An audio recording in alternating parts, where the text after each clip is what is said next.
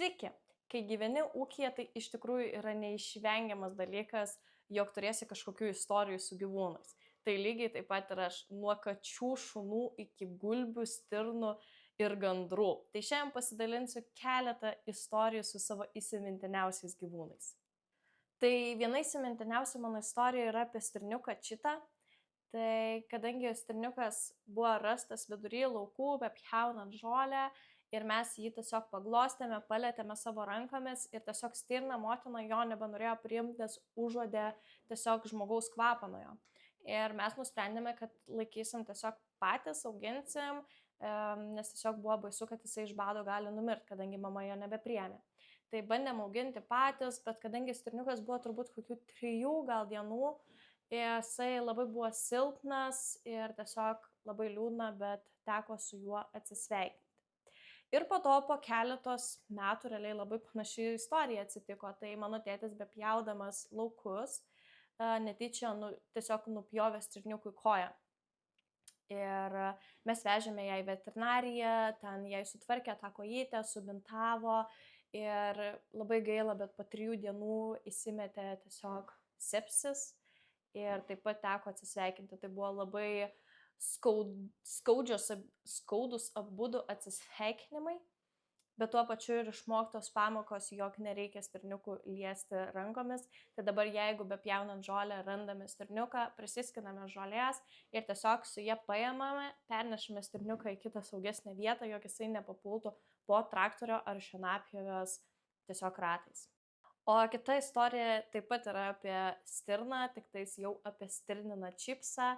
Tai jį buvo užauginę kiti žmonės ir jisai tiesiog jau buvo paleistas pilnai į laisvę, nes jisai buvo sužeistas, jį sugydė ir jį paleido į laisvę ir jisai tiesiog pradėjo labai dažnai ateiti pas mus, tai mes jį pradėjome maitinti, jisai tiesiog pas mus priprato, būdavo ir realiai kiekvieną dieną ateidavom, laukdavom jo kaip šeimos nario, jį pamaitindavom, pabūdavom, jisai labai gražius ragučius turėjo. Ir vasaros laikotarpiu karts nuo karto dar atrodo pamatydavau ir galėdavau labai arti jo prieiti. Jis aišku jau pasiglostyti nebelabai leisdavosi, bet labai smagu, kad turėjome tokį šeimos narį, kuris nežinau kiek laiko išgyveno, kadangi jau jisai yra laisvėj, bet jį dar atrodo karts nuo karto matydavau, nes pakankamai arti galėdavau prie jo prieiti. Bet kažkurio momentu jisai tiesiog pradėjo pas mus nebeteidinėti. Pas mus kiekvienais metais peri gandrai. Ir tikrai neatsiminsiu, kurie ten metai buvo, bet pas mus išperėjo gandrai 5 gandriukus. Ir kažkurio momentu atkreipėme dėmesį, kad liko tik vienas tėvas gandras. Ir atkreipėme dėmesį, kad jisai niekur nebeskrenda, neberenka maisto, nebeatneša gandriukams. Ir mums labai keistai pasirodė, kad jų gandriukai yra maži. Ir kažkurį rytą mano tėtis sugalvojo, jog reikia užlipti į tą lizdą, pasižiūrėti, kas ten iš tikrųjų darosi. Užlipus, jisai rado vos leisgyvius gandriukus. Ir tiesiog jiem padavė kepenėlių, pamaitino juos. Ir vieną jisai jau visiškai atrodė vos gaudė kvapą. Ir kadangi buvo šaltas labai rytas, jisai nusprendė pasiimti tą gandriuką į namus. Tai vieną gandriuką pasiėmė, jisai jį pašildė, pradėjo jį po biškį atsigauti, pradėjo valgyti. Ir taip kažkaip mes jo į lizdą nebenunešėm ir auginom tiesiog jį patys. Tai realiai užauginome tą gandriuką, užauginome realiai tuos lizde esančius gandriukus, nes kiekvieną dieną vakare lipdavom pas juos pašerti juos kepenėliam, žuvytėm. O tada jau gandrė nepamačiusi, kad mes padedame jiems augti tiems gandriukams, jinai pati pradėjo rinkti maistą ir pati nešti tiem gandriukam maisto, o tas gandriukas, kurį auginome mes, buvo vardas Klevo, jau užauginome, jisai išmoko skristi, pradėjo pats rankiotis maisto ir rugpjūčio 24 dieną realiai pamatėme, kaip su savo šeima išskrido į šiltus kraštus. Su tėčiu ir savo seserimis važiavimas pasveikinti senelio su gimtadieniu. Ir grįžtant jau už po gimtadienio važiuojam ir pas mus yra tokia užtvanka ir ten visą laiką yra kelias, pro kurį pravažiuoja. Ir mes važiuojam ir realiai prie pat to kelio, prie užtvankos sėdi gulbė. Ir mes privažiuojam, taip stapteliam prie jos ir jinai niekur neina, niekur nebėgo, nieko nedaro. Ir mes priėjom ją ir tiesiog žiūrim, kad jinai šluba ir vieną sparną jau taip vos nevelka per žemę. Ir pagalvojom, kad mes pasimsim ją tiesiog į namus, įsidėjom į mašiną ir parsivežėm į namus, kadangi pas mus yra prūdas, tai tą gulbę paleidom tiesiog pabiškai plaukėtis tam prūdė, jai atneždavo maisto, jinai ir pati iš prūdo pasigaudydavo tai žolių, tai žuvų. Ir tiesiog tuo maitindavosi, pamatėm, kad galbūt jai visai reikia kompanijos, tai nupirkom ir antyčių porą, įleidom pas ją kartu plaukioti. Ir tos gulbės buvo vardas Maksimas. Tai labai iš tikrųjų fainas jisai būdavo, nes kiekvieną dieną apie pietus ateidavo pas mus, kur mes turėdavom tokį specialų bliūdą, kur mes jį maitindavom ir jisai ateidavo ir šnypždavo po langais ir jam turėdavo išnešti ir paduoto maisto, tai jisai pavalgydavo ir vėl atgal į prūdą nueidavo. Ir neatsimenu, kelinti ten metai tikrai buvo, bet žinau, kad buvo po naujų metų, buvo sausio 2 diena ir toks atitirpimas nemažas buvo, kad pakankamai šilta, pliusas laukia ir mes turėdavom tokią šiltą erdvę, kur mes laikydavom tą gulbę ir kartu tas antytes. Ir mes žiūrim, kadangi šilta, mes atidarėm duris ir išleidom šiek tiek pasivaikščioti.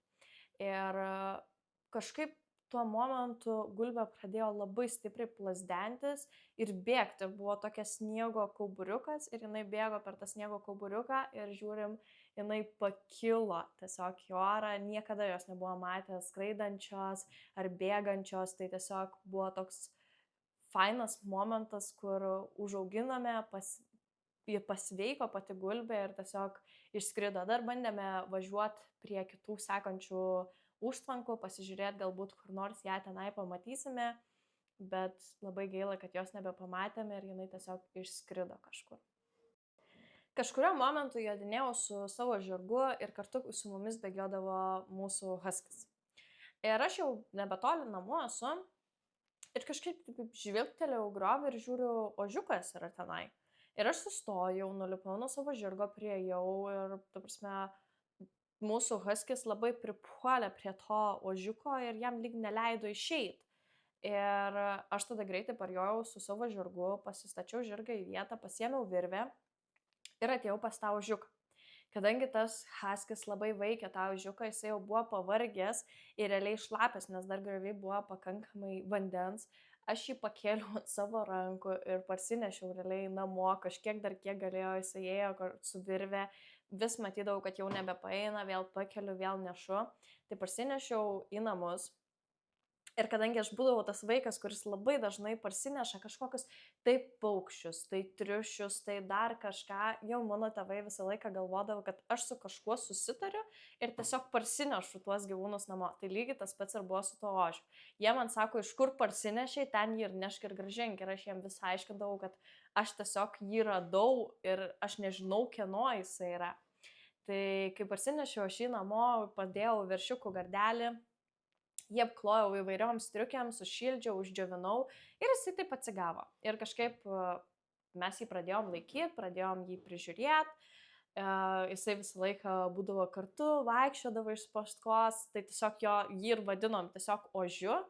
Ir kažkurio momentu tiesiog tėvus jau pradėjo jisai erzinti, nes pradėjo nugriaužti visas krūmelius, kurie būdavo pasodinti pas mus, tai jį pradėjo pririšinėti, nebepalaikyti paleisto. Ir kažkaip pradėjo sklis kalbas, kad pas mus yra ožys, kas pas mus yra labai neįprasta, kad būtų ožkų. Ir pradėjo eiti kalbas ir tiesiog pasiekė vieną moterį, kuri gyvena gal 10 km nuo mano namų ir turi labai daug ožkų. Ir jinai sako, kad mano vienas ožys pabėgo ir mes tiesiog galvojom, kaip galėjo pabėgti. Ir sako tiesiog, kad jisai labai dažnai bendraudavo su stirnomis ir tiesiog matyt, kad išbėgo su jom, nes jisai labai dar mažas buvo, kai mes jį radome. Ir mes tiesiog sugalvojame, kad kadangi reikia grąžinti jį atgal į namus, tai mes tiesiog jį įsidėjom į mašiną ir nusivežėm pas tą moterį ir tiesiog leidom tai moteriai užauginti. Tai dar kelis kartus buvau nuvažiavus jo aplankyti, jisai labai gražiai išaugo ir labai fainas ožys buvo, tai labai šiaip už jį džiaugiuosi. Atsimenu, kad buvo spalio mėnuo, šalta, jau prasidėjusios tokios šalnos ir mano tėtis labai dažnai stebėdavo įvairius paukščius. Ir jisai atkreipė dėmesį, kad skraido kažkoks pilkas paukštis, su ilgesnė uodega ir toks labai keistas jo plazdenimasis. Ir mes taip išėjome į lauką ir žiūrim, kad jinai nutūpus ant traktorio ir pasirodo tenai nimfa papūgėlė. Ir mes taip galvojom, iš kur kaime atsirastų dar spalio mėnesį su šalnom visom. Ir kadangi mes galvojom, vis tiek papūgėlė, jai reikia šilumos, tai mes ją su striuke užmetėm, pagavom, atsimenu, kad tėčiui labai stipriai sukando pirštą, kad kraują paleido. Mes dar turėjom tokį šinšilos narvą ir ten ją įdėjom, kadangi dar tada neturėjom normalaus narvelio, tai ją ten įdėjom ir kuris laikas laikėm. Jie prižiūrėjom, maitinom kaip savo tiesiog papūgėlę ir kažkurio momentu pamačiau aš skelbimą, kad dovanoja tiesiog patinėlį, nes mes išsiaiškinom, kad ta mūsų papūgėlė yra patelė. Ir aš galvojau, galbūt visai būtų fainiai patinėlį pasiimti, galbūt kokių papūgiukų išperės. Ir mes pasiėmėm tą patinėlį, mums dar tada padovanojo su kitu narveliu, mes į tą narvelį juos abudu įdėjom ir tiesiog labai dažnai laikydom jas paleistų skraidyti po namus. Ir labai tas papūgiukas, patinėlis labai gražią dainelę mokėdavo sučiulbėti.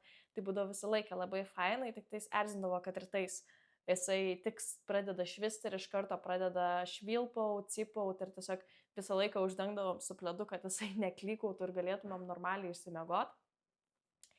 Ir mes juos pradėjom auginti, prižiūrėti, padarėm specialų namuką, kad galėtų jie tenai perėti. Vis būdavo tų kiaušinių, bet vis kažkaip jie neišperėdavo, jie ant jų nesėdėdavo. Ir pabuvo pas mus gal kokius 5 metus ir kažkuri mano viena pažįstama užsiminė, kad norėtų visai papūgėlės. Ir aš jau galvojau, galbūt visai ir būtų fainiai juos atiduoti kažkam, nes aš tada jau ruošiausi išvažinėti į Kauną gyventi ir tiesiog galvoju, kad reikia tada atiduoti. Ir tiesiog atidavėm, tai žinau, kad buvo ir išperėję papūgiukų ir juos užauginę, tai šiaip labai fainiai, kad viskas jam yra gerai ir kad mes išgelbėjom patelę nuo visų šalčių, nuo visko ir tiesiog daugiau atidavėm į kitus namus, kur jais tikrai rūpinosi. O dabartiniai mano gyvūnai yra mano katė Popė, tai jinai yra realiai nieko nemėgstama katė, niekas jos nemėgsta, nes jinai yra tokio grubaus charakterio, kur jinai tau kas drėks, urks, šnypš, gali net kartais iš tikrųjų užpult tiesiog, kur tu net nesitikėsi, bet jinai yra be galo prisirišus prie manęs ir Aivaro, kur mes tik tais beisim, jinai eis kartu. Jeigu mes išvažiuojam ir ją, tarkim, paliekam kaime vieną, tai turim visą laiką palikti savo kažkokį megztinį, maikę ar kažką, ką mes naudojam, kas būtų su švariu, nauju mūsų kvapu. Tai jinai tada visą laiką pragulės tenai ir lauks, kol mes grįšim. Ir tada sekantis gyvūnas, kurį aš dar turiu, tai yra mano žirgas Edelveis. Jam yra 27 metai ir su juo esame kartu jau 8 metus. Iš tikrųjų, jau su juo nebejodinėju, nes tiesiog jisai pradėjo senti ir pradėjo labai dažnai susižeisti kojas, pradėjo dilti dantis, tai tiesiog pradėjom po truputį jau ruoštis tam laikotarpį, kai reikės jį maitinti visomis košytėmis, kai jisai galbūt nebelabai galės atsistoti, tiesiog ateina jau tas senatvės laikas, tai iš tikrųjų yra, kur pradedu suvokti, kad dar vienas gyvūnas, su kuriuo pakankamai greitai reikės atsisveikinti. Ačiū iš tikrųjų, kad žiūrėjote, man be galo daug reiškia jūsų visos peržiūros, tad pasubscribinkit, palaikinkit ir komentaruose parašykit, kokius jūs esat turėję gyvūnus, galbūt kažkokių istorijų. Ir tuomet iki kito ketvirtadienio. Čiau!